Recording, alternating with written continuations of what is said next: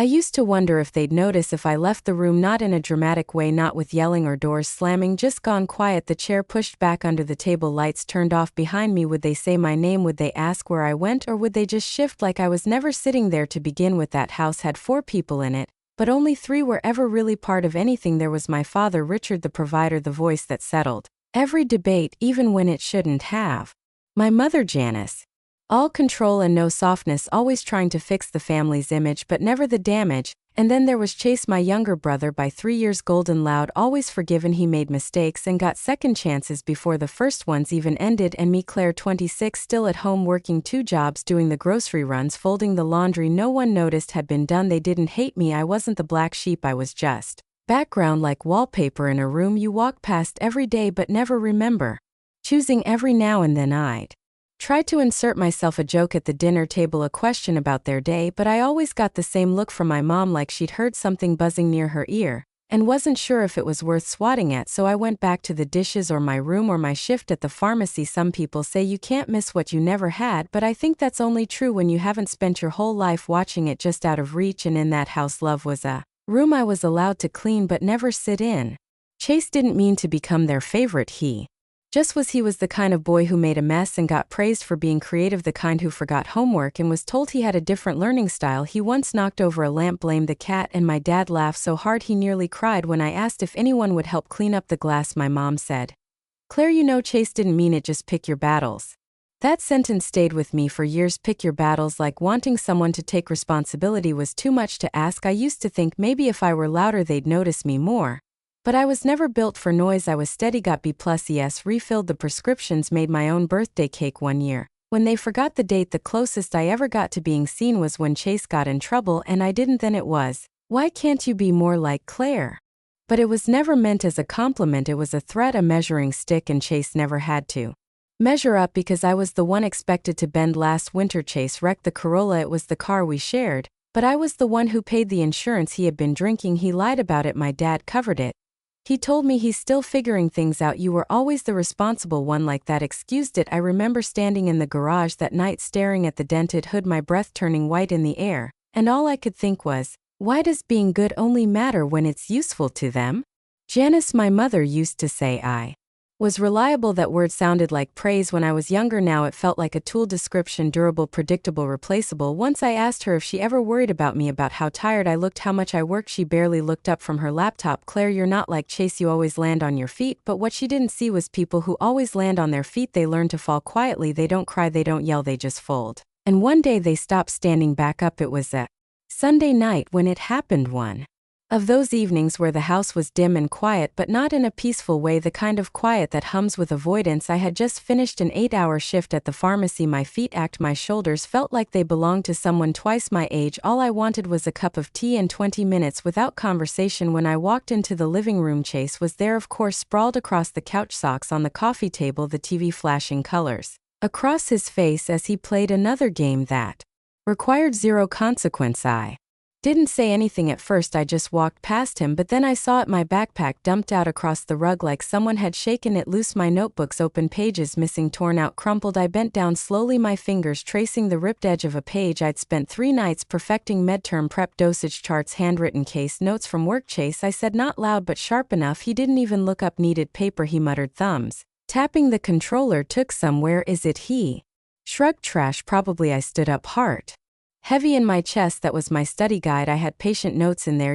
I stopped because I knew he wasn't listening. Finally, he looked over his shoulder, lips curled in that lazy half smile he always wore when he knew no one would hold him accountable. "Relax, it's just paper." That sentence, those 3 words landed harder than they should have. Maybe because I realized he meant it, maybe because it was how he saw me, how they all saw me. Just paper, something to be used, discarded, replaced. I picked up the torn pages in silence and walked toward the kitchen. I didn't say anything, not because I had no words, but because I already knew none of them would land right. Then my parents walked in from the garage. They were laughing. Richard had probably told one of his stories from college, the kind he only shared with Chase. Janice's hand was still holding on to his arm.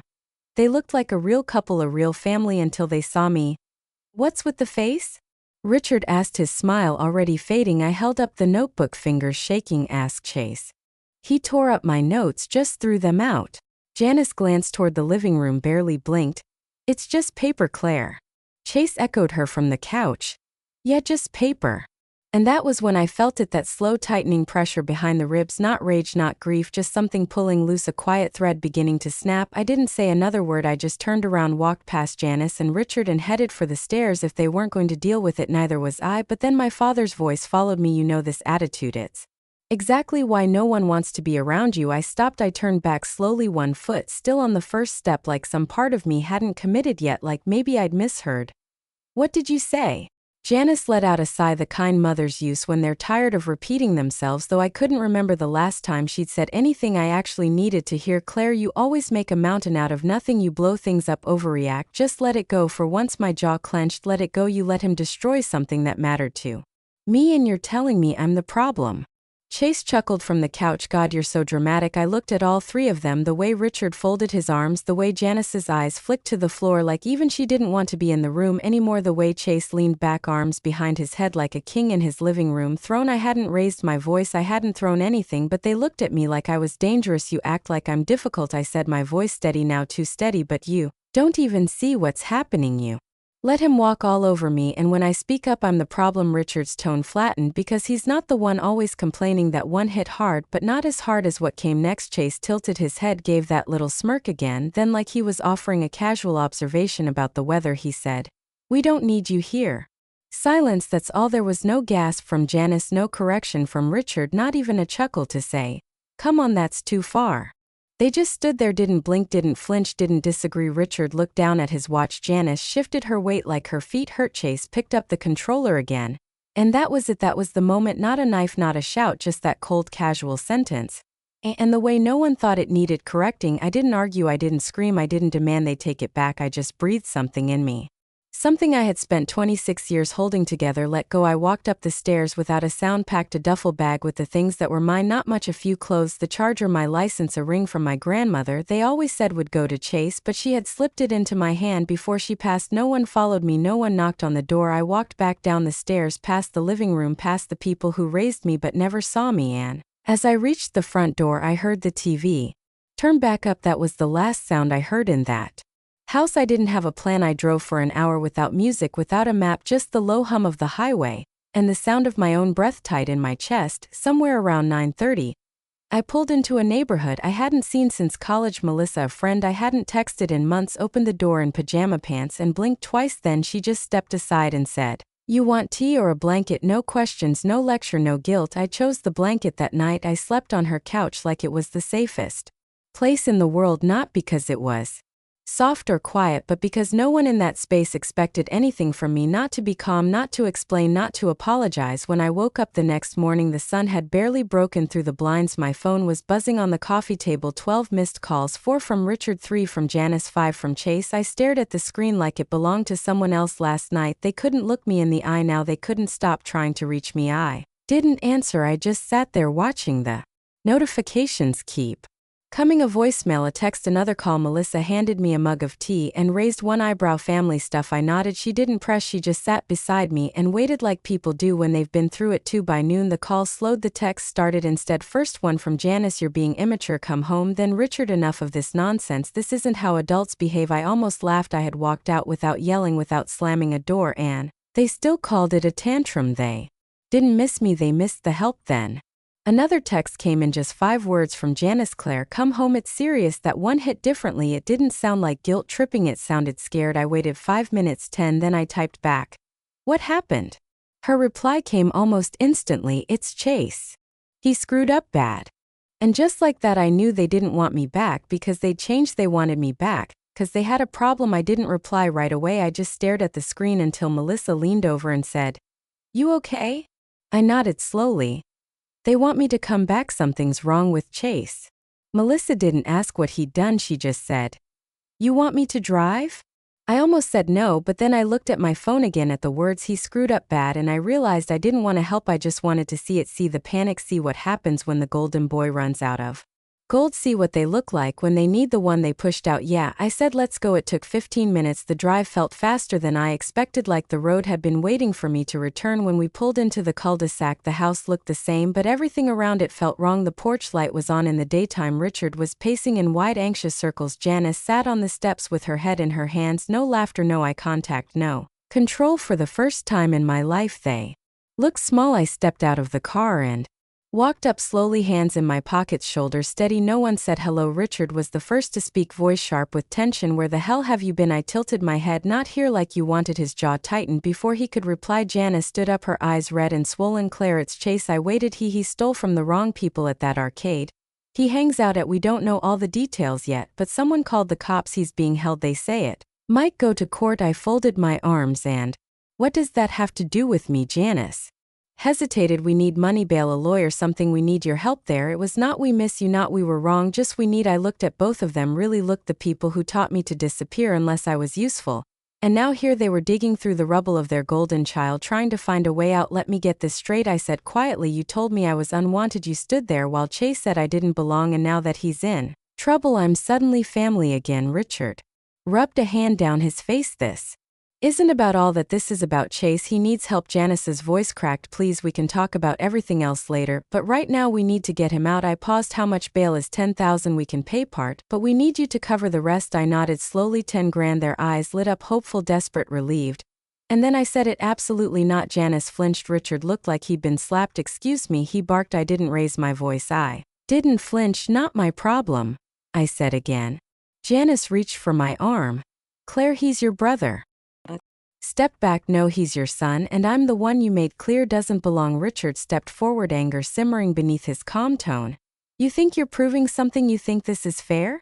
I met his eyes. No, I think it's overdue. Janice's voice cracked. We'll pay you back. We just need help right now. We can't do this without you. I didn't answer. I wanted to watch them sit in it, let the silence stretch, let them feel what I felt for years. Then finally I spoke. I'll consider helping on one condition. They both looked up. Anything?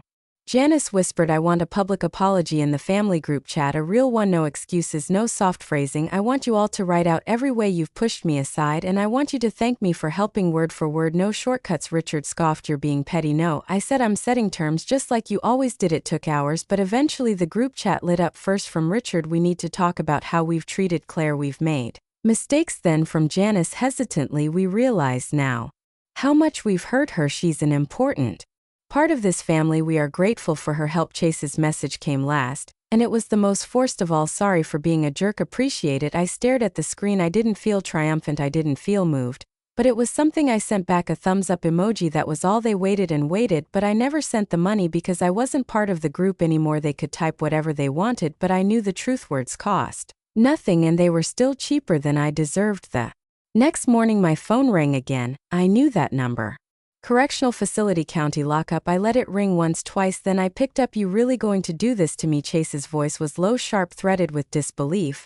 I didn't say anything at first. I thought you were better than this, he added, like it was meant to shame me. I leaned back on Melissa's couch, staring at the ceiling. Better than what? Than leaving me here, than letting them fall apart. I almost laughed. You mean like you all left me, like when you tore up my work and said it didn't matter, when you told me no one needed me? He didn't answer. I waited, then I spoke, quiet but clear. I thought about helping, I really did, but you, Richard. Janice, you've made it very clear that I'm only useful when you're drowning. We didn't mean it like that, but you did. I cut in, and now I believe you. The silence on his end wasn't angry this time. It was tight, bare, like he didn't know where else to go. You're really just going to leave me here? I closed my eyes, took a slow breath. You said you didn't need me. I'm just agreeing with you. Before he could respond, I whispered one last thing. Enjoy your stay. And then I hung up. No slamming, no rage, just the soft click of letting go. That night I didn't check my phone. Melissa and I ordered takeout, Thai extra noodles. She let me choose the movie even though I barely watched it. At some point I realized I was smiling, not because of what happened, not because I'd won, but because, for the first time in years, no one needed anything from me. No errands, no guilt, no rooms I had to tiptoe through, trying not to take up too much space, just quiet and noodles and a couch that didn't sigh. When I sat down I didn't feel triumphant, I didn't feel powerful. I felt light, like I'd taken off something heavy I didn't even know I was wearing. Later, as I sat by the window watching a street light blink over the sidewalk, I thought about how peace feels different when you're not performing it, when you're not trying to show anyone you're okay. It doesn't look like revenge, it doesn't sound like a clapback, it just feels still. My phone buzzed once, then again I didn't reach for it. Let them wonder, let them spiral, let them find someone else to balance the pieces. Chase broke. I wasn't their daughter anymore, not the reliable one, not the backup plan, not the one who fixed it all. While they laughed in another room, they chose their story a long time ago. I just stopped reading it. And in this small borrowed living room, wrapped in a fleece blanket that didn't match anything, with takeout boxes half empty on the table, I Realized something peace doesn't ask for. Attention, it just lets you breathe. The next morning another text came and you can't ignore us forever, but they were wrong because ignoring someone means you still hear them, and I didn't not anymore. I made coffee, opened a new tab on my laptop, typed in nursing programs, late applications. I wasn't trying to start over, I was just finally starting. They could keep spiraling, keep calling, keep rewriting the story. I wasn't part of it anymore. They said they didn't need me, so I gave them exactly that. If they ever made you feel like the quiet one was easier to lose, just leave a dot.